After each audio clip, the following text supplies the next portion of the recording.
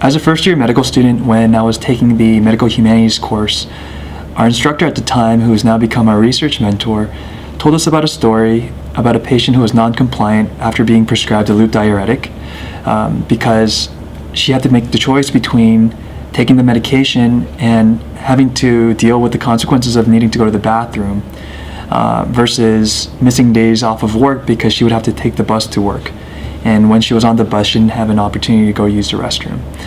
And so that made such an impression on me personally and made me think about the things that we have our patients go through when we prescribe interventions that we may not necessarily think about and how it affects their lives.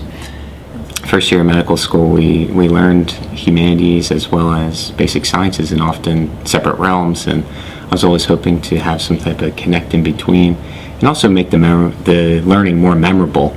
I've always been a hands-on type of person, and I was looking for ways that I could improve my learning and make it more memorable, especially through different types of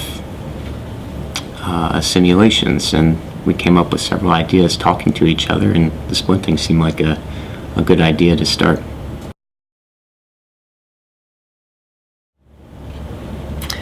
For the purposes of our project, the emergency department was a natural fit for us. There were several features that we wanted to have as part of the intervention that we chose for students to learn. Splinting became the choice for several reasons. In the emergency department, where students do a rotation, the students have a chance to really get involved with the care of a patient in an acute setting. And so learning a skill like splinting, which is commonly used in the emergency room setting, would give a chance for students to take what they learned in this exercise one step further and truly apply what they learned during their clerkships. So when we identified one of our research mentors in the emergency department, he was more than happy to come on board and guide the clinical component for our project, which we felt was very important to have. We felt that having a clinical component to a humanities project would not only serve the purpose of teaching a clinical skill, but also serve to really make the memory of going through the exercise very indelible for the students.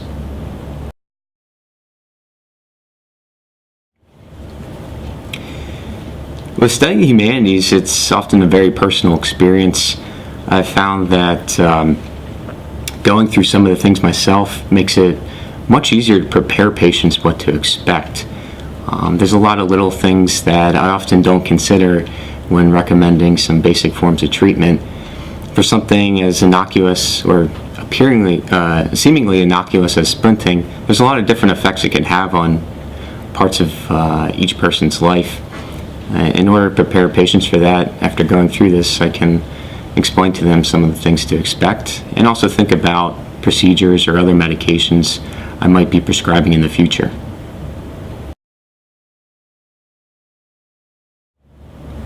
So one of the neat things about our project is that it really can incorporate not just medical students, but nursing and PA students as well. And at Hershey, we actually have all three that train on campus.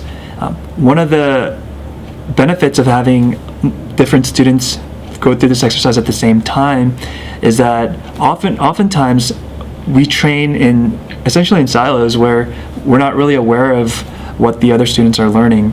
And so not only did this give us a chance to have students come together and learn a common exercise, but surprisingly, during the reflection sessions, based on what kind of student you were, the reflections can vary quite a bit.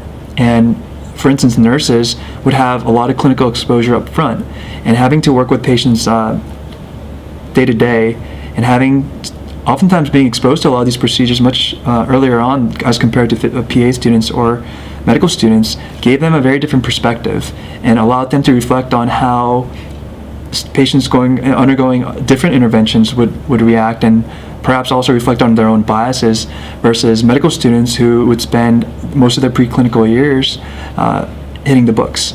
And so we found that the interaction that we can gain during these reflection sessions were enhanced by having multiple students of different backgrounds participate.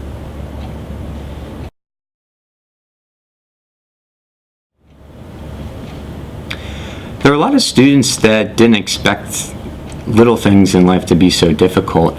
I can recall one student that did an orthopedics rotation, and they used the chair lifts, and she didn't think much about them. She also didn't think much about the sequential compression devices on the legs. And this really opened her eyes up to what those patients were going through. She thought she was going to put a splint on and have fun with it, but it ended up interfering with much more of her life than she expected. Another experience that the patient had that stuck out to me was he was out to dinner, and he was trying to eat dinner with his wife, yet he was having a lot of difficulty, and a lot of people started asking him questions, which made him very uncomfortable. He did not like being made a spectacle, and he felt like he couldn't perform a daily task, like he was somehow inadequate, and that stuck out in my mind.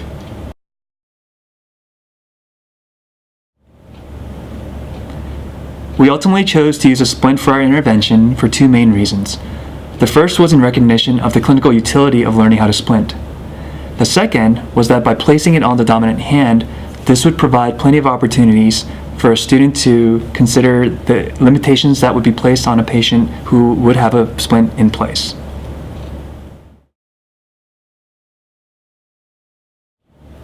I think this exercise is valuable for a couple of reasons. One, just linking basic anatomy and pathophysiology to the patient experience. There's often not too many opportunities to do that. Two, it's a really good team exercise. Partners can work together, and the students that participate in this project enjoyed the activity a lot, just being able to do it rather than being shown on a PowerPoint. And then three, it served as a reminder again about what the patients have to go through with something as simple as an arm splint, and it'll help students reflect on some of those experiences in the future that they may encounter, and maybe think twice about a specific medication or a specific type of orthotic device.